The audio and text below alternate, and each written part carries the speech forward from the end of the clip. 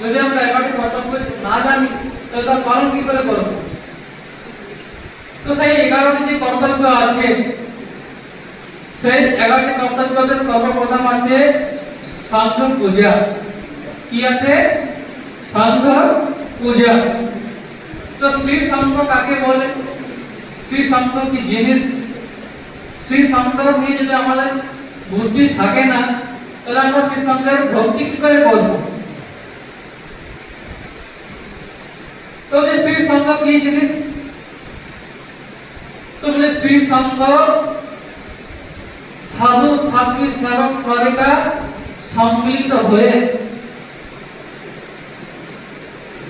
যেখানে কি করে এক ধর্ম তীর্থের স্থাপনা করে সেটাকে বলা হয় শ্রী সংঘ। শ্রী সংঘের স্থাপনা কে করে? যে তীর্থঙ্কর পরমাত্মা কি করে? শ্রী সংঘের স্থাপনা করে। এবং শ্রী সংঘের মহত্ব কত? মহত্বটা কত? তো বলে তিন লোকের নাথ তীর্থঙ্কর পরমাত্মা যাকে প্রণাম করে সেরকম শ্রী সংঘ বটে, তার সেরকম মহত্ব আছে। সাধু সাধ্বী সেবক সেবিকা এবং এই শ্রী সংঘকে কি বলা হয়েছে? গুণের ধাম বলা হয়েছে। যেইখানে কি আছে নানা প্রকারের গুণবান ব্যক্তি থাকে।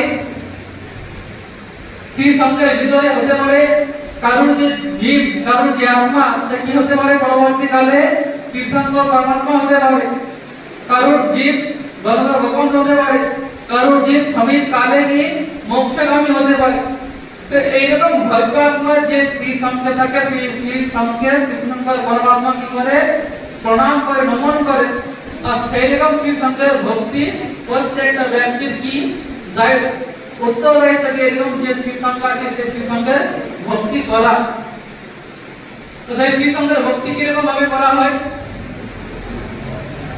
তো বলছে সেইরকম যে শ্রী সংঘ আছে চতুর্বিধ শ্রী সংঘ, সেই চতুর্বিধ শ্রী সংঘের ভক্তি তিন প্রকারে করা হয়। জঘন্য ভাবে, মধ্যম ভাবে, উৎকৃষ্ট ভাবে। জঘন্য ভাবে মানে সবচেয়ে কম থেকে কম ভাবে যেরকম ভাবে কি করা যায় সংঘের ভক্তি করা যায়। আর উত্তম মানে বেশি থেকে বেশি যে করতে পারে। তো যাদের কাছে আর্থিক সম্পত্তি বেশি না থাকে কিন্তু মনে কি থাকে কিনা আমাকে একবার সম্পূর্ণ বছর শ্রী সংঘে কি করবার আছে? ভক্তি করবার আছে। তো তারা যেরকম ভাবে শ্রী সংঘের ভক্তি করে সাধু সাধ্বী সেবককে নিজের ঘরে ডেকে আনে এবং তাদেরকে কি করে? বস্ত্র পাত্র দিয়ে লাভান্বিত করে। বস্ত্র পাত্র দেওয়ার যদি ক্ষমতা না থাকে তাহলে কি করতে পারে? সাধু সাধ্বীকে শুধুমাত্র এই যে মৌপত্রীর বস্ত্র, সেই মৌপত্রীর বস্ত্র অর্পণ করে কি করতে পারে? সাধু সাধ্বীর ভক্তি করতে পারে। আর যারা সেবক সেবিকারা থাকে তাদেরকে একটা শ্রীফল মানে নারিকেল দিয়েও কি করতে পারে? শ্রী সংঘের ভক্তি করতে পারে। কুমকুম চক্রের মস্তকে তিলক আর হাতে করে একটা শ্রীফল মানে নারিকেল দিয়ে তার কি করা যায়? সম্মান করা যায়। এরকম ভাবে যারা ভক্তি করে তাদের সেটা কি বলা হয়? জঘন্য। কম থেকে কম, নিম্ন থেকে নিম্ন স্তরে কি করা যায়? এরকম ভাবে শ্রী যে সংঘ আছে সেই সংঘের ভক্তি করা যায়। তারপর বলছে যাদের কাছে বিপুল সম্পত্তি আছে তারা যেরকম ভাবে করে শ্রী সংঘে চতুর্বিধ শ্রী সংঘে সাধু সাধ্বী সেবক সেবিকাকে গাজা বাজার সাথে ঢাক ঢোল বাজিয়ে নিজের ঘরে কি করে? সম্মান পূর্বক আদরপূর্বক ডেকে আনে। সাধু সাধ্বীকে আহার পানি দান করে, বস্ত্র পাত্র আদি দান করে। সংযমের উপকরণ যে কিছু জিনিস কিংবা যে কিছু জিনিসপত্র সংযমের সহযোগী সেই সংযমের উপকরণ কি করে? সাধু সাধ্বীকে দান দেয়। সেবক সেবিকাদেরকে কি করে? ভোজন করায় এবং তাদেরকেও কি করে? বস্ত্র আদি দান করে। পূজা মন্দির ভগবান পূজার জন্য বস্ত্র আদি দান করে, সামায়িক প্রতিকরণ করার জন্য বস্ত্র আদি, তার সাথে সাথে চরমালা মুখোশী কারখানা আদি যেরকম ভাবে সামায়িক উপকরণ আছে এই সকল দিয়ে কি করে? শ্রী সংঘের ভক্তি করা যায়। তো এরকম ভাবে কি হয়? উৎকৃষ্ট ভাবে, উত্তম ভাবে শ্রী সংঘের ভক্তি করা যায়। আর জঘন্য থেকে কিছু ভালো, আর উত্তমের থেকে কিছু কম, যেরকম ভক্তি হয় সেটা বলা হয় মাধ্যম ভাবে ভক্তি করা। এইরকম ভাবে শ্রী সঙ্গে কি করা হয়, ভক্তি করা হয়। তো যে শ্রী সঙ্গের ভক্তি কেন, শ্রী সঙ্গের সম্মান এত কেন? তো বলছে শ্রী সঙ্গের সম্মান সম্পূর্ণ শাসনের সম্মান। যেমন মন্দিরের ধ্বজা মন্দিরের কি বলে, সম্মানের জিনিস, সেরকম শ্রী সঙ্গের ভক্তি কি বলে, শ্রী সঙ্গের সম্মানের জিনিস। পরিস্থিতি কেমনই কেন না থাকুক, কোন প্রকারে যেমন শ্রী সঙ্গের যে মান সম্মান, সেই মান সম্মানের উপর যেমন কোন প্রকারের আজ না আসে, তো সেইরকম যে শ্রী সঙ্গের ভক্তি সে করেছিল ঘেমাসা। দিল্লিতে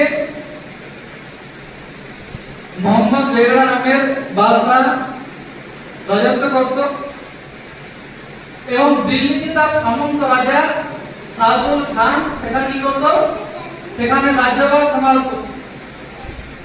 তো সেই যে গুজরাটে চাপানের নামের একটা নগর, সেই নগরে তার যে সামন্ত রাজা সাদুল খান সেখানে কি করতো, সেখানে রাজকাজ সামলাতো। তো সেই যে চাপানের নগর, সেই চাপানের নগরে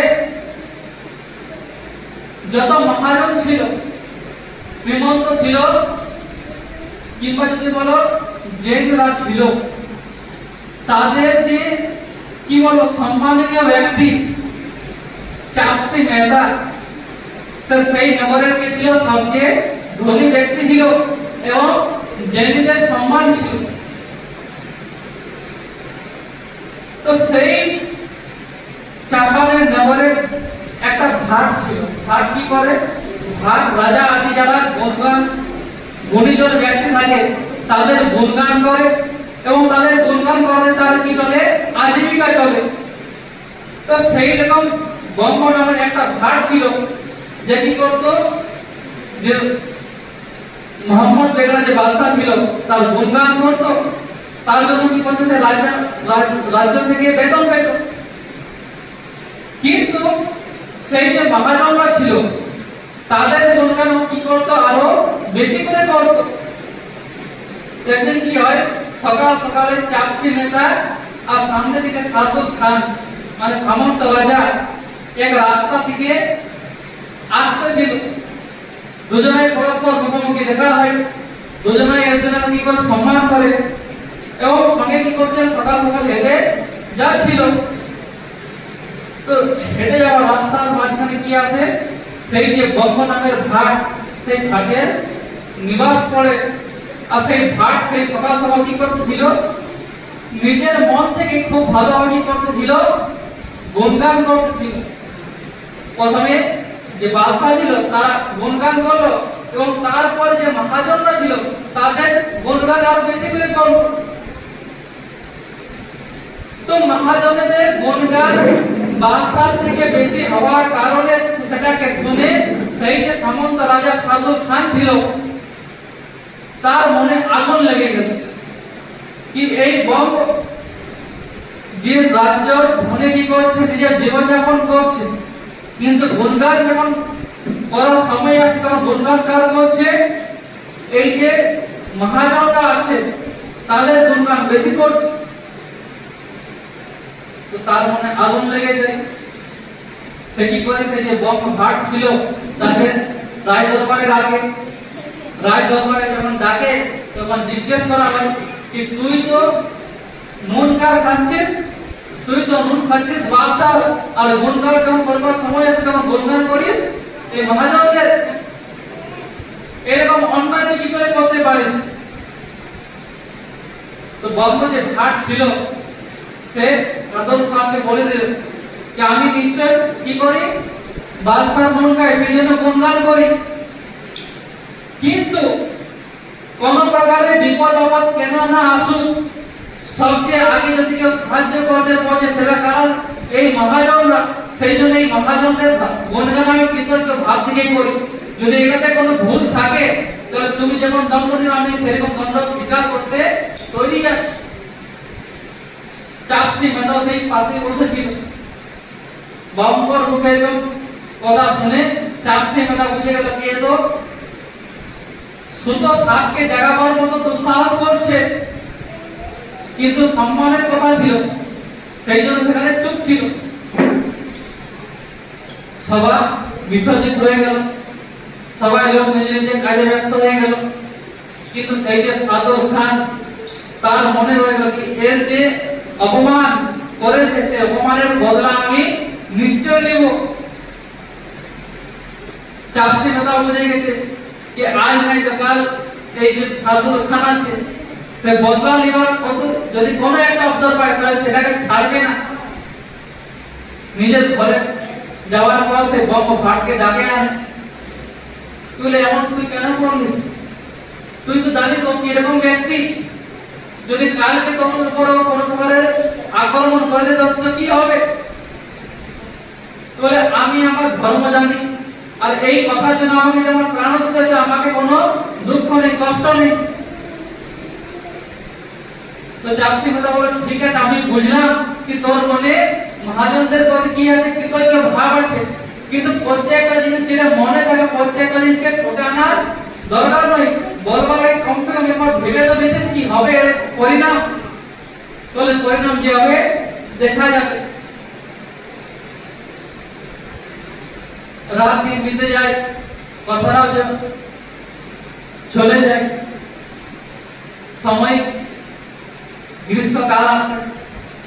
গ্রীষ্মকালের সময় কি হতো, সেই যে দিল্লির বাদশাহ মোহাম্মদ বেগড়া সে কি করতো, সেই গরমের সময় সে দিল্লি থেকে কোথায় আসতো, সেই গুজরাট চাপানগর নগরে আসতো, গুজরাটে আসতো। কেন? গরমের সময় সেখানে কি হয়, জল বৃষ্টি বেশি হওয়ার কারণে আবহাওয়া ঠান্ডা থাকে। কিন্তু এইবারে কি হয়, আষাঢ় মাস এসে যায়,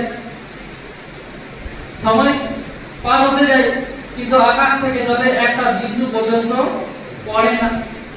আর তার কারণে কি হয়, সম্পূর্ণ গুজরাটে অকাল ঘোষিত করা হয় যে সম্পূর্ণ যে গুজরাট এই বছর গুজরাটে কি হয়েছে, অকাল পড়েছে।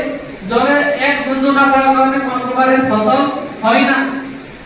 অন্য বছর সবসময় কি থাকতো, আশপাশে হরিয়ালি থাকতো, সবুজ থাকতো, গাছ পাতা ফসলে সম্পূর্ণ থাকতো। কিন্তু এবার জলের কমিতে কিছুই হয় না। এবার বাদশা বা চিন্তা বেড়ে যায় যে সম্পূর্ণ গুজরাটের লোকের কাছে খাবার জন্য কিছু না থাকে, তাহলে লোকরা কি হবে, না খাবার কারণে মারা যাবে। তাহলে সম্পূর্ণ গুজরাটের উত্তরদায়িত্ব কি করে পালন করা যায়? তো রাজা চিন্তা হতেছিল। সেই সময় সাদু খান কি করে, রাজাকে বলে, যখন দিল্লি থেকে সে মোহাম্মদ বেগড়া গুজরাটে আসতে সাদু খান কি করেছিল, সেই রাজাকে বলেছিল যে এরকম এরকম ঘটনা ঘটেছে। তো সেই সময় কি করে না, যে সাদু খান আপনি মোহাম্মদ বেগড়া বাদশাহ সেই কথাটাকে জোর দেয় না। সেও জানে মহাজনরা থাকার কারণে রাজ্যতে সবকিছু সুচারুরূপে চলছে। যদি মহাজনদেরকে যদি কোনো প্রকারে কষ্ট দেওয়া হয়, তাহলে রাজ্যের যে ব্যবস্থা সে রাজ্য ব্যবস্থা অস্তব্যস্ত হয়ে যাবে। তো সেই জন্য সেবারে কথাটাকে কোনো দাম দিয়েছিল না। কিন্তু যখন এবার ভালো মৌকা পেয়েছে, তখন কি করেছে, ঘুরে সেই যে সাদুল খান রাজাকে কি করেছে, ঘুরে সেই কথা মনে করে দিয়েছে যে সেই যে বঙ্গ ভাট বলেছে কি তারা কি করতে পারে, মহাজনরা এমন কোন কাজ যেটা করতে পারে না।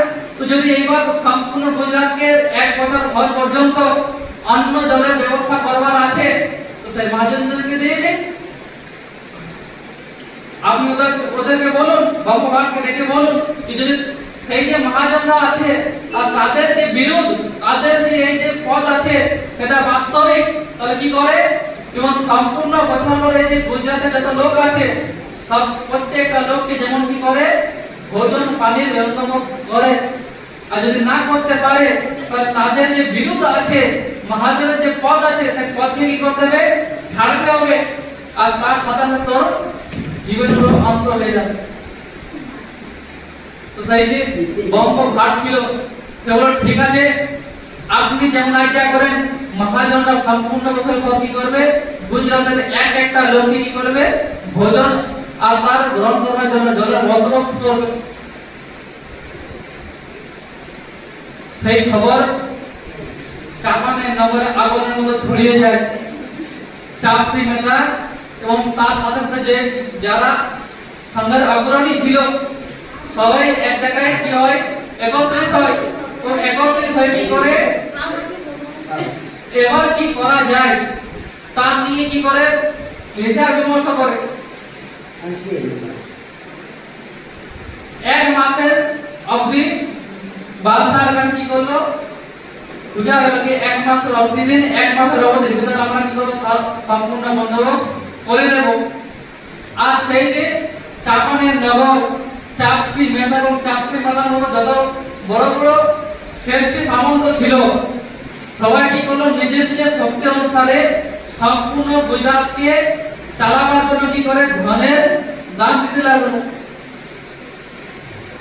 সম্পূর্ণ যখন সবাই পেরে এসে গেল তখন জানা গেল কি মাত্র একটি নগর, চাপানের নগরে যত মহাজন আছে সব মহাজন মিলে সম্পূর্ণ গুজরাটকে 70 দিন পর্যন্ত কি করতে পারে, চালাতে পারে। 70 দিন পর্যন্ত কোনো চিন্তা করতে হবে না। 30 দিনের এক মাস যদি ধরা হয়, 12 মাস মানে 360 দিন যদি ধরা হয়, তার মানে 70 দিনের চিন্তা নেই। বাকি কত দিন, 270 দিন। এবার 270 দিনের জিম্মেদারি কে নেবে?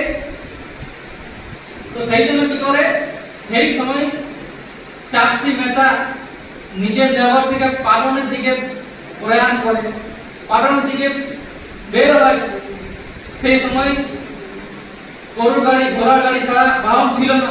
আজকের সময় কোনো জায়গায় যেতে হয় তাহলে বেশি সময় লাগে না। হাওয়াই যাত্রা যদি করা হয় তো 1-2 ঘন্টার মধ্যে পৌঁছে যাবে। রেল যাত্রা যদি করা হয় তো 1-2 দিনের ভিতরে পৌঁছে যাবে। কিন্তু সেই সময় সেই যে চাপানের থেকে পাটন যেতে যেতে কতদিন লেগে যায়, 7-8-10 দিন লেগে যায়। আর ওদের যাত্রার পরে কি হয়, চাপানের থেকে যে শ্রীসংঘ কোথায় পৌঁছে, পাটন নগরে পৌঁছে, গুজরাটের পাটন নগরে পৌঁছে। পাটনের যখন শ্রীসংঘের লোকরা জানতে পারে যে চাপানের থেকে শ্রীসংঘ আসছে, সেই সময় কি করা হয়, স্বাগত করা হয়। স্বাগতের পরে কি হয়, তাদের সব আর বন্দোবস্ত ব্যবস্থা করা হয়। ভোজন পানি করার পরে সবাই চর্চার জন্য একত্রিত থেকে কেন কি কারণে আসা হয়েছে। তো চাপানের নগরে যে কিছু ঘটনা ঘটেছে সেই সম্পূর্ণ ঘটনা কি করে চাপসি মেধা পাটনের যে সঙ্গের কাছে আছে কি এরকম পরিস্থিতি। আমাদের সম্মানের উপরে কথা আছে। 70 দিনের বন্দোবস্ত চাপানের নগর থেকে হয়ে গেছে, 290 দিনের এখন তো বন্দোবস্ত করা বাকি আছে। এবার পাটনের শ্রীসংঘ কত দিনের এখান থেকে কি করতে পারে, বন্দোবস্ত করতে পারে। তো পাটনের যারা লোক ছিল তারাও কি করে, নিজে নিজে শব্দ অনুসার কি করে নাম লেখায়, আরো 20 দিন সেটা তো যুক্ত হয়। মানে 3 মাসের কোন প্রকারে বন্দোবস্ত হয়ে যায়। কিন্তু এই কালে কি হয়, এই সকল করাতে 20 দিন পার হয়ে যায়। মাত্র হাতে 10 দিনের মহলত বাকি আছে, 10 দিনের সময় বাকি আছে। আর বন্দোবস্ত করার জন্য এখন 270 দিন বাকি আছে। চাপসি মেধা টেনশন বেড়ে যায় कि 10 দিনের ভিতরে আর 270 দিনের বন্দোবস্ত কি করে হবে। 20 দিনের ভিতরে যদি মাত্র 90 দিনের হয় তাহলে 10 দিনের ভিতরে 270 দিন কি করে করা যায়। ঝটপট পাটন থেকে কি করে ওখান থেকে বের হয়। আর ধোলকা নামে যে বড় নগর ছিল সেখানে বড় বড় শ্রেষ্ঠরা থাকতো। তো সেই আশা নিয়ে ধোলকা তো কিছু বন্দোবস্ত হয়ে যাবে, সেটা এরকম ভাব নিয়ে কি করে চাপসি মেধা এবং সম্পূর্ণ চাপানের শ্রীসংঘ কোথায় বের হয় যে ধোলকা নামে যে নগর, সেই নগরের দিকে প্রয়াণ করে। সেই প্রয়াণের মাঝে কি হয়, একটি গ্রাম আছে, একটা গ্রাম পড়ে যার নাম ছিল হারানা। তো হারানা নামের একটা গ্রাম আছে। তো যখন শ্রীসংঘ সেই গ্রাম থেকে পার হয় তো সেখানে কি হয়, একটা যে গ্রামের বাসিন্দা তাদের সেই লোকগুলাকে দেখে, তাদের পরিধানকে দেখে কি বুঝে নেই যে এরা নিশ্চয়ই মহাজনরা বটে। কোন কারণে কি হচ্ছে তারা পার হচ্ছে, সেই গ্রামের বাসিন্দা কি করে সেই মহাজনের কাছে যায় এবং তাদের কাছে নিবেদন করে যে আপনাদের মতো এক মহাজন আমাদের গ্রামে থাকে, তো কৃপা করে তার ঘরে একবার আসবার কৃপা করুন। তো চাকরি মেতা মাথায় টেনশন ছিল, হাতে কি আছে 270 দিনের বন্দোবস্ত করবার উত্তরদায়িত্ব আছে। সময়ের অবধি যদি সম্পূর্ণ কাজ পূর্ণ না হয় তাহলে কি হবে, সম্পূর্ণ যে মহাজন সমাজের বদনামি হবে। তো সেই কারণে কি হয়, সেই লোকের কথাতে কোনো ধার নেই না, আগে চলে যায়। এদের কি করে সেই বাসিন্দা সেই যে মহাজন গ্রামে থাকে হিমাশা তাকে যায়, তাকে যে করে সন্দেশ কি এরকম এরকম হয়েছে, ওদেরকে আমি বললাম কিন্তু আমার কথা শুনে না, সে কি তারা কি করে আগে চলে যায়। এবার হিমাশা কি করে নিজের যত শরীর শক্তি আছে সব শক্তি সঞ্চয় করে যত তেজ হতে পারে দৌড়ে দৌড়ে কোথায় পৌঁছে সেই যে শ্রীসং চলে যাচ্ছিল তার কাছে পৌঁছে। পেছন থেকে খুব জোর জোরে আওয়াজ দিয়ে দাঁড়াও দাঁড়াও বিবাহ করো। অনেকক্ষণ পর্যন্ত যখন কোনো প্রকারে আওয়াজ শুনে তো চাপটি মেতে যখন পিছিয়ে ধীরে থেকে কোনো একটা ব্যক্তি কেমন কাপড় পরে হালকা ময়লা কাপড় পরে কি করছে দৌড়ে আসছে। তো চাকরি মেতা ভাবলো কি গ্রামের কোনো গরিব মানুষ হবে, আর্থিক ব্যবস্থা ভালো হবে না, 5-50 টাকার দরকার হবে মনে হয়। তো ভাবলো কি যদি এত আশা নিয়ে আসে তাকে এরকম খাজাতে ফেরানো ঠিক হবে না, সেরকম ভাবে করে কি করে দাঁড়ায় আর তার আশা প্রতীক্ষা করে। যখন আজ এসে যায় সামনে তখন বুঝতে পারে কোনো গরিব ব্যক্তি নয়, কোনো আশার পাওয়ার আশাতে আসে না, কিন্তু অন্য কোনো আশাতে এসেছে। কিসের আশাতে এসেছে, কি বলছে আমার ঘরে কি করো পাগলে এখন আমার ঘরে আসুন, আমার ঘরে এসে আমার ঘরকে কি করো পবিত্র করুন। বারবার কি হয় না থাকার হয়, যখন ব্যক্তির মধ্যে কোনো টেনশন থাকে তো ব্যক্তি সবাই কোনো প্রকারের জিনিসকে স্বীকার করতে চায় না, কিন্তু বারবার আমাদের হিমাশা সে কি করে বারবার ভোজনের জন্য আগ্রহ করে কি কমসে কম আমার ঘরে কি করুন, আমাকে যে ভোজনের যে লাভ সেই মাত্র অতটুকু কমসে কম দিয়ে দিন। তো বারবার ভোজনের যে আমন্ত্রণ তার আগ্রহের জন্য কি করে চাকরি মেলা কি করে তার আমন্ত্রণ স্বীকার করে, এবং যদি কেউ ব্যক্তি বারবার কি করে ভোজনের জন্য আমন্ত্রণ করে তাকে অস্বীকার করা উচিত নয়। এরকম ভাবে কি করে সম্পূর্ণ শ্রীসং কোথায় আসে, সেই যে হিমাশা তার ঘরে আসে, হিমাশা কি করে স্বস্তিক বানিয়ে সম্পূর্ণ শিক্ষকের ঘরে স্বাগত করে, ঘরে সন্দেশ পৌঁছে যায় শ্রীসং আসছে তাদের জন্য কি করো ভোজন করা স্নান করার জন্য বন্দোবস্ত করা যায়। তো গরম গরম জলে কি করে সম্পূর্ণ শ্রীসং যতগুলো ব্যক্তি ছিল তাদেরকে স্নান করায়, শ্রম থাকার কারণে গরম জলে স্নান করতে সুন্দর হয়। এবং সেই যে নগরের বাকি যে সম্মানীয় ব্যক্তি ছিল তারাও সেখানে পৌঁছে যায় এবং তাদের যে ব্যবহার সেই ব্যবহার থেকে তাদের মনে যে ক্লান্ত ভাব ছিল সেই ক্লান্ত ভাব চলে যায়। ভোজনের সময় হয়, সবাইকে ভোজনশালায় নিয়ে যাওয়া হলো এবং সেখানে ব্যবস্থা থেকে চাকরি মেতা এবং সম্পূর্ণ শিক্ষক অবাক হয়ে গেল। কেন কি যে ব্যবস্থা দেখলো দামি দামি আসন বসবার জন্য, ভোজন করার জন্য যে পাটার উপরে থাল বাটি আছে সেই পাটা কিসের, সেই পাটা রূপার চাঁদির, এবং তার যে উপর থাল বাটি চামচ আছে সেগুলো কি রকম, সেগুলো সোনা। তো এরকম ব্যবস্থা দেখে চাকরি মেতা করার জন্য তো শূন্য মস্ত হয়ে যায়, আমি কি স্বপ্ন দেখছি নাকি, যে জিনিসগুলা রাজার মহল পাওয়া মুশকিল সেইগুলো এখানে এরকম ভাবে বন্দোবস্ত করা হয়েছে। শ্রীসংকে খুবই আদরপূর্বক কি করে হিমাশা ভোজন করায়, চাকরি মেতা কি করে যে হিমাশা যে তাকে সঙ্গে নিয়ে ভোজন করায়। ভোজন হওয়ার পর বৈঠকখানাতে বসে এবার হিমাশা কি করে সেই দিন চাকরি মেতা তাকে জিজ্ঞেস করে কি চাপানের নগর থেকে শ্রীসং বের হয়েছে, অবশ্যই কোনো উদ্দেশ্য হয়, উদ্দেশ্য থাকা দরকার, তো আপনাদের বেরোবার কারণ কি। তো চাকরি মেতা কি করে এতক্ষণ পর্যন্ত ভাবতেছিল কি হবে কি না হবে, কিন্তু এরকম অদ্ভুত বৈভব দেখে চাকরি নেতার মনে কি হয় কি যদি এটাকে বলা হয় তো কমসে কম 2-4 দিন কি করতে পারে এনিও বন্দোবস্ত করতে পারে। তো এইরকম ভেবে কি করে সম্পূর্ণ বৃত্তান্ত কি করে সেই ভীমাখা নামের যে মহাজন তাকে জানায় কি এরকম এরকম ঘটনা ঘটেছে, আমাদের সম্মানের কথা, শ্রী সঙ্ঘের সম্মানের কথা, জৈন ধর্মের সম্মানের কথা।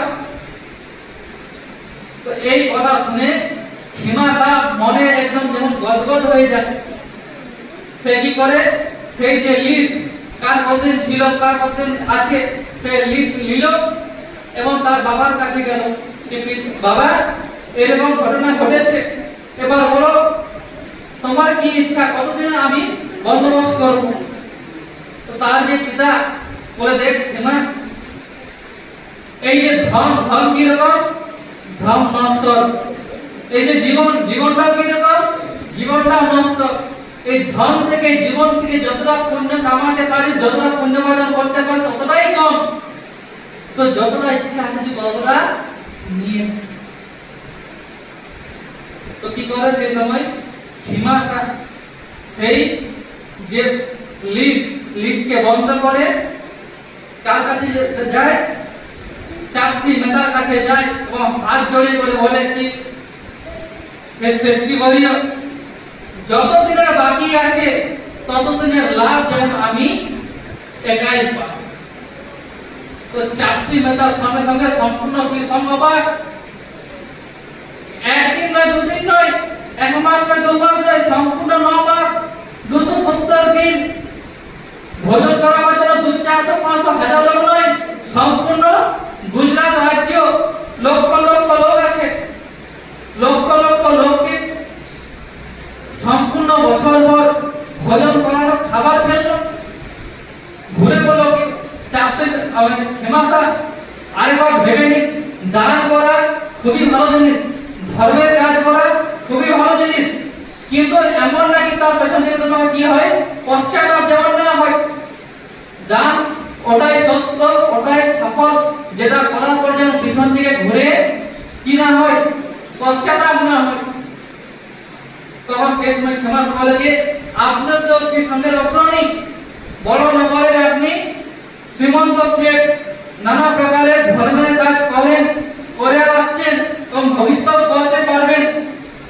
আমি ছোট নগরে থাকি, এরকম অবসর আমার কাছে বারবার আসে না, জীবনে এরকম অমূল্য অবসর আমি মনে হয় ঘুরে কোনদিন আর পাবো না।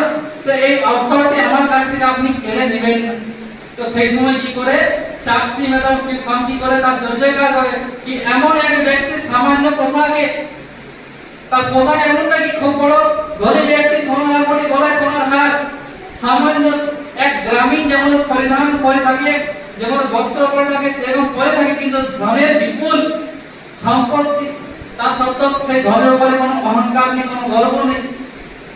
আজ যখন অবসর পায় সম্পূর্ণ যে ধন সেই ধনকে কি করে জলের মতো বিসর্জন করে দেয়। তো চাকরি মাথা বলে তো টেনশন ছিল কি 270 দিনে কি হবে কি না হবে, এবার সম্পূর্ণ চিন্তা থেকে মুক্তি হয়ে যায়। আর একদিন উপর থেকে সেই নগরে থাকে এবং তারপর কি হয় সেই চাকরি নেতা প্রথমে কি বলে যে আপনাকে এবার আমাদের সঙ্গে আসতে হবে, এত বড় দান কোটি কোটি টাকা যেখানে কি হবে খরচা হবে, এরকম দান নিষ্ক্রিয় ভাবে কোনো আশা নেই কোনো স্বার্থ নেই আমি কিছু পাবো তার সেরকম মনে কোনো ভাব নেই, এরকম নিঃস্বার্থ ভাবে কেউ যদি দান দেয় সে তো সম্মানীয় ব্যক্তি সম্মানের যোগ্য, তো তার সম্মান করা আমাদের কর্তব্য। তো কি করা দরকার তোমাকে আমাদের সঙ্গে আসতে হবে। কথাটা না না করে কিন্তু তারপরে কি হয় খুবই আগ্রহ করার জন্য ভীমাখা চাকরি নেতার সঙ্গে কথা পৌঁছে চাপানের নগরে পৌঁছে যেখানে মোহাম্মদ বেগড়া ছিল। তো সেখানে কি করে সেই যে ভীমাখা তার সম্পূর্ণ নগরে ভাগ বলবাই তার স্বাগত হয়, রাজার কাছে সেরকম ভাবে নিয়ে যাওয়া হয় এবং নিয়ে যাওয়ার পরে সেই যে বাদশা ছিল তার কাছে ভীমাখাকে দাঁড় করিয়ে চাকরি নেতা বলে বাদশা এই ভীমাখা আর এই এর সাহায্যে সম্পূর্ণ মহাজন সমাজ কি করবে এই যে সম্পূর্ণ গুজরাট আছে সম্পূর্ণ বোঝা যায় যে বছর উত্তর দায়িত্ব আমাদের হাতে আমরা নিলাম। তো এইরকম ভাবে কি করেছিল চাপসি মেহতা এবং শ্রী সঙ্গের সাথে সাথে সেই যে হিমাশা ছিল এইরকম ভাবে শ্রী সঙ্গের কি করেছিল ভক্তি করেছিল, শ্রী সঙ্গের সাথে সাথে শাসনের প্রভাবনা করেছিল এবং এইরকম ভাবে যেই মেয়েদের যে মহাজনের যে বিরোধ মহাজনের যে পদ সেই পদকে কি করে রেখেছিল জয়বন্ত রেখেছিল।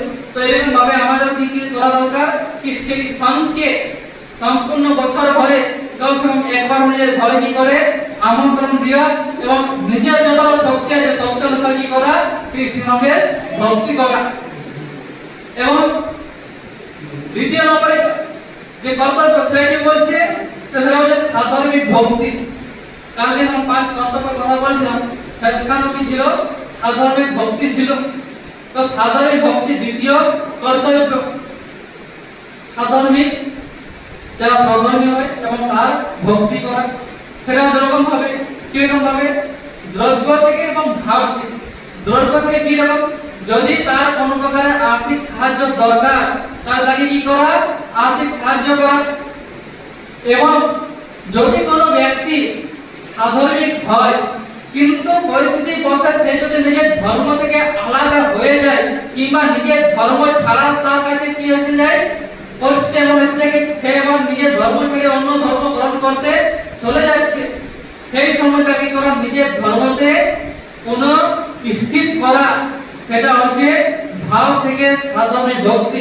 তো এরকম ভাবে দ্রব্য থেকে এবং ভাব থেকে দুই রকম ভাবে কি করা দরকার সাধর্মিক ভক্তি করা দরকার। তৃতীয় নম্বরে বলছে যাত্রাত্রিক। যাত্রাত্রিক কি রকম তো বলছে 3 প্রকারের যাত্রা, অষ্টাঙ্গিকা যাত্রা, রথযাত্রা, তীর্থযাত্রা। অষ্টাঙ্গিকা যাত্রা মানে কি অষ্টাঙ্গিকা যাত্রা যে আছে সেটা বেশিরভাগ উপলক্ষ করে ভগবানের ভক্তির উপরে উপলক্ষিত থাকে। মানে মন্দিরে কি করা দরকার 5 দিনে কিংবা 8 দিনের মহোৎসব পূর্বক কি করা দরকার ভগবানের ভক্তি করা দরকার। এবং যদি এরকম ভাবে ভক্তি না হয় তো শ্রী সাম থেকে বছর বছর কি হয় মন্দিরে এরকম ভক্তি হয় অনুষ্ঠান হয়, সেই অনুষ্ঠানে কোনো প্রকারের নিজের দ্বারা কি করা কোনো যদি পূজা হয় তো সেই পূজাতে নিজের ধন কিংবা নিজের দ্রব্য খরচা করে সেই পূজার লাভ নেওয়া দরকার। এটা হলো অষ্টাঙ্গিক যাত্রা। দ্বিতীয় নম্বর হচ্ছে রথযাত্রা। রথযাত্রা মানে কি সোনা কিংবা চাঁদের পালকিতে ভগবানের মূর্তি স্থাপনা করে গাজা বাজার সাথে সম্পূর্ণ নগরে কি করা ভগবানের যে শোভাযাত্রা ভগবানের যে রথযাত্রা সেই রথযাত্রাকে ফেরানো। এরকম ভাবে যে যাত্রা হয় সেটাকে বলা হয় রথযাত্রা। আর তারপর বলছে তীর্থযাত্রা। তো তীর্থযাত্রা করার আগে তোমাকে বুঝতে হবে তীর্থ মানে কি। তীর্থ মানে যে তারে কথা থেকে তারে এই যে ভব সংসার থেকে যে আমাদেরকে তারে পার করে তার নাম হলো তীর্থ। সেই তীর্থ তো দেখো জঙ্গম তীর্থ এবং স্থাবর তীর্থ। জঙ্গম তীর্থ কারা যারা পায়ে হেঁটে আমাদের উদ্ধার করে মানে সাধু সাধুরা। স্থাবর তীর্থ মানে যেখানে আমাদেরকে নিজেকে যে করে কি করতে হয় সেখানে যাত্রা করতে হয়। তো সেইরকম যত বড় বড় তীর্থ আছে কিংবা ছোট বড় তীর্থ আছে সেই তীর্থতে কি করা দরকার যাওয়া দরকার এবং ওখানে যে করে ভক্তি করা দরকার। তো সেখানে কিরকম ভক্তি করা দরকার তো বলছে সেখানে তীর্থে যাওয়ার কারণে কি হয় প্রত্যেক ব্যক্তির মন সামান্য কি হয়ে যায় শান্ত হয়ে যায় এবং প্রফুল্লিত হয়ে যায়। একবার তুমি কোন তীর্থে যাও সেখানে যাওয়া সত্ত্বে কি হয় মনে একটা অন্যরকম ভাব আসে এবং তার সাথে সাথে কি ভাব আসে কি এখানে আমি কোনো প্রকারের কি করবো না খারাপ কাজ করবো না। যদি যে কাজ আমি ঘরে করি সেই কাজ যদি আমি তীর্থস্থানে আসলে করি তাহলে তীর্থস্থানে আসার অর্থ কি হলো তার কোনো মাইনে থাকে না। তো সেরকম তীর্থস্থানে যাওয়ার পর কি হয় সেখানে গিয়ে পরে তীর্থ ভক্তি করা দরকার, তীর্থের উদযাপনী করা দরকার এবং কোনো প্রকারের যেন আশাপনা না হয় তার খেয়াল রাখা দরকার। এরকম ভাবে এই যে তৃতীয় কর্তব্য সেটা হলো যাত্রাত্রিক। চতুর্থ নম্বরে কর্তব্য হচ্ছে শাস্ত্র মহোৎসব। মন্দিরে যে শাস্ত্র পূজা হয় সেটা সম্পূর্ণ বছর ধরে কমসে কম একবার তো নিজের দ্রব্য কি করা দরকার যে মন্দিরে আছে মন্দিরের শাস্ত্র পূজা করা দরকার। বেশি খরচা আসে না, 1-2,000 টাকার মধ্যে কি হয় সম্পূর্ণ ছাত্র পূজা ছাত্রবিধি পূর্ণ হয়ে যায়। তো প্রত্যেক ব্যক্তির কি দায়িত্ব কি কমসে কম যদি পারো তো প্রত্যেকদিন ছাত্র পূজা করো। ভগবানের ভক্তি যত করবে তত কম, কিন্তু যদি বছর ধরে প্রত্যেক দিন নাও করতে পারো কমসে কম বছরে একদিন কি করা দরকার, নিজের অর্থ দিয়ে নিজের দ্রব্য দিয়ে ভগবানের যে মন্দিরে সেই মন্দিরে গিয়ে পরে ছাত্র পূজা ছাত্র মহোৎসব অবশ্যই করা দরকার। ৫ম নম্বরে আছে দেব দ্রব্যকে বৃদ্ধি। দেব দ্রব্য মানে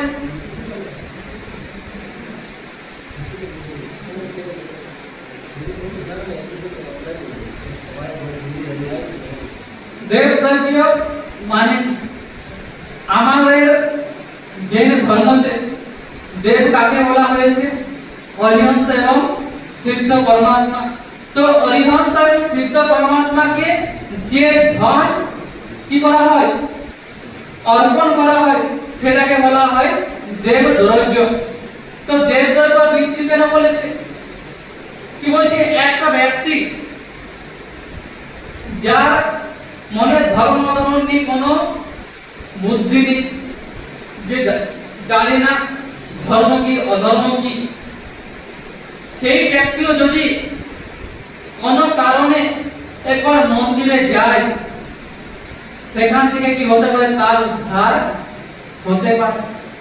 তো বলছে সেই যে ভগবানের মন্দির, সেই যে মন্দিরে ভগবানের প্রতিমা বসে থাকবে, তো সেই যে ভগবানের মন্দিরের যে পরিবহনের যে খরচা আসে, প্রত্যেকটা জিনিস আছে এবং প্রত্যেকটা জিনিসের মেইনটেনেন্স থাকে, পরিবহনের খরচা আসে, সেই খরচা কোথা থেকে আসে, তাহলে দেব দ্রব্যদের যদি আমরা অর্পণ করি সেই দেব দ্রব্যের যে ধন থাকে সেই ধনে কি হয়, সেই খরচা বের হয়। তো অরিহন্ত পরমাত্মা আমাদের কি আরাধ্যর কেন্দ্রস্থান এবং অরিহন্ত পরমাত্মার যে মন্দির সেই মন্দিরের কি সম্পূর্ণরূপে সুচারুরূপে তার জন্য পরিবহন হয়, সেই জন্য আমাদের কি করা দরকার, দেব দ্রব্যের বৃদ্ধি করা দরকার।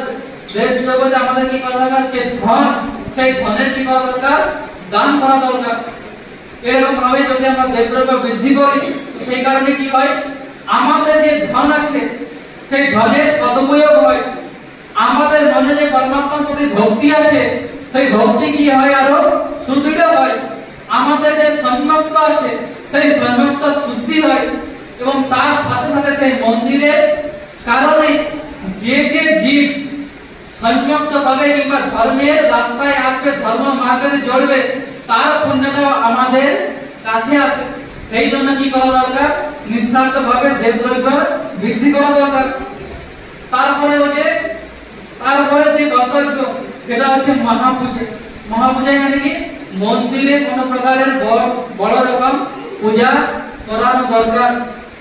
18-20 সর্বস্ত মহাপূজা কিংবা আদি যেরকম বিশিষ্ট প্রকারের পূজা পদ্ধতি পূজা বিধান শাস্ত্রতে বলা হয়েছে, সেরকম পূজা বিধান পূজা বিধি মন্দিরে কি করা দরকার, সদ্দ্রব্য দ্বারা করা দরকার। আগের যে কর্তব্য সেটাকে বলা হচ্ছে রাত্রি জাগরণ। রাত্রি জাগরণ মানে কি, সম্পূর্ণ রাত জেগে থাকে ভক্তি করা। কার ভক্তি করা, তো বলছি যদি নিজের ঘরে কোনদিন কি করে কোন গুরু মহারাজ আসে কিংবা ভগবানের যদি প্রবেশ আদি হয় সেদিন কি করা দরকার, সম্পূর্ণ রাত্রি ভোর জেগে ভগবানের ভক্তি করা দরকার। কিংবা কোন প্রকারে যদি গ্রন্থ শাস্ত্র যদি আমাদের ঘরে আসে সেই গ্রন্থ শাস্ত্র কি করা দরকার, ভক্তি হিসেবে আমাদের কি করা দরকার, সম্পূর্ণ রাত্রি ভোর জেগে থাকা দরকার। এবং সেই যে জ্ঞান কিংবা যে পরমাত্মা এসেছে তার কি করা দরকার, ভক্তি করা দরকার। এরকম ভাবে রাত্রি জাগরণ করা দরকার। তারপর হচ্ছে শ্রুত পূজা। শ্রুত পূজা মানে কি, জ্ঞানের ভক্তি করা। জ্ঞানের ভক্তি করা কেন দরকার, এই পঞ্চম কালে যত ব্যক্তি আছে প্রত্যেকটি ব্যক্তিকে যদি ধর্মকে জানবার আছে, ধর্মকে বুঝবার আছে, আত্মা কল্যাণ করবার আছে, অধর্মকে ছাড়বার আছে, তাদের কাছে একমাত্র যদি কোনো রাস্তা আছে সেটা কি আছে, সেটা হচ্ছে শ্রুত জ্ঞান। এই শ্রুতের দ্বারাই আমরা কি করতে পারি, শাস্ত্রকে জানতে পারি। এই শ্রুতের দ্বারাই আমরা গুরু মহারাজের মুখ থেকে পরমাত্মার যে আজ্ঞা সেই পরমাত্মার আজ্ঞাকে আমরা জানতে পারি। এবং জানার পর আমরা বুঝতে পারি যে আমাদেরকে কি করা দরকার কি না করা দরকার। সেই রকম যে শ্রুত, সেই শ্রুতের আমাদের কি করা দরকার, ভক্তি করা দরকার। শ্রুতের ভক্তির সাথে সাথে শ্রুতের জ্ঞানের যে বিরাধনা থেকে বাঁচা দরকার। জ্ঞানের এক তরফ যদি আমরা আরাধনা করি আর এক তরফ যদি আমি জ্ঞানের বিরাধনা করি তাহলে তার কোনো অর্থ নেই। তো একদিকে কি করা দরকার, জ্ঞানের আরাধনা করা দরকার, এবং অন্যদিক থেকে জ্ঞানের যে বিরাধনা, সেই বিরাধনা থেকে বাঁচা দরকার। কিরকম ভাবে বাঁচবো? তো ওই যে জ্ঞানী আর জ্ঞানের যত রকমের উপকরণ আছে, যত রকমের জ্ঞানের জিনিস আছে, প্রত্যেকটা জিনিসের অবহেলনা থেকে নিজেকে বাঁচা দরকার। যদি জ্ঞানী আর জ্ঞানের উপকরণ তাদের অবহেলনা থেকে যদি আমরা নিজেকে আলাদা রাখতে পারি তাহলে নিশ্চয়ই আমরা কি করতে পারি, জ্ঞানের যে বিরাধনা সেটা থেকে আমরা বাঁচতে পারি। আর জ্ঞানের আরাধনাতে কি হয়, আমাদের যে সম্যক্ত জ্ঞান আছে সেই জ্ঞানের পুষ্টি হয় এবং ধর্মের মার্গতে আমাদের মন আরো কি হয়, বেশি ভালোভাবে জড়িত হয়। তারপরে বলছে উদ্যাপনা। উদ্যাপনা মানে কি, কোন প্রকারের তপস্যা যদি করে কেউ এবং তপস্যা করার পর তার পাটনাতে কি করা দরকার, সেই ব্যক্তিকে মন্দিরে গিয়ে পরে পরমাত্মার ভক্তি করা দরকার এবং শ্রী সঙ্গের কি করা, ভক্তি করা দরকার। সেই শ্রী সঙ্গ এবং পরমাত্মার ভক্তিকে কি বলা হয়েছে, উদ্যাপনা বলা হয়েছে। যদি জীবনে কোনো প্রকারে বছর পরে কোনো একটা তপ করো এবং তপ করার পর এরকম ভাবে উদ্যাপনা করা দরকার। তারপরে বলছে শাসন প্রভাবনা। কি করা দরকার, যে শাসন, সেই শাসনের প্রভাবনা করা দরকার। আমরা কার শাসনে আছি, দিনেশ্বর পরমাত্মার আমরা এই শাসনে আছি। তো কোন প্রকারের যেমন কাজ না করো আমাদের দ্বারা, যেমন আমাদের দ্বারা কোনো কাজ যেমন না হয়, যার কারণে কি লাগে, এই যে শাসন, সেই শাসনের উপরে যেমন কোন প্রকারের কলঙ্ক না লাগে, লাঞ্ছন না লাগে, কেমন এমন কোন ব্যক্তি যেমন না হয় কি যার ব্যবহারে অন্য কোন ব্যক্তি এমন না বলে, দেখো এরা কারা, এরা জেন এবং জেন হওয়া সত্ত্বেও তারা তাদের ব্যবহার এরকম কোন কাজ আমাদেরকে করা দরকার নয়। এবং এমন কাজ করা দরকার যার কারণে জেন শাসনের, জেন ধর্মের কি হয়, নাম হয়। চারটি লোক যেমন তার কি করে, প্রশংসা করে এবং অন্য ধর্ম ছেড়ে যেমন এই ধর্ম গ্রহণ করে, এরকম হিসাবে কি করা দরকার, আমাদেরকে এই যে শাসন আছে সেই শাসনের প্রভাবনা করা দরকার, প্রসার করা দরকার। এবং অন্তিম যে কর্তব্য সেটাকে বলা হচ্ছে আলোচনা। আলোচনা মানে কি, নিজেদের যে ভুল সেই ভুলের প্রায়শ্চিত্ত করা, সেই ভুলকে প্রথমে স্বীকার করা এবং স্বীকার করে পরে কার কাছে প্রায়শ্চিত্ত নেওয়া দরকার। তো বলছে এমন ব্যক্তি যে তোমার কথা অন্য কাউকে বলে না, মানে কি সাধু মহাত্মা কেমন থাকে, সাধু মহাত্মা গম্ভীর থাকে, তাদের পেট বড়, যে কোনো কথা কেন না বলো সেই কথা কি করবে না, দ্বিতীয় ব্যক্তি থেকে তৃতীয় ব্যক্তি পর্যন্ত পৌঁছবে না।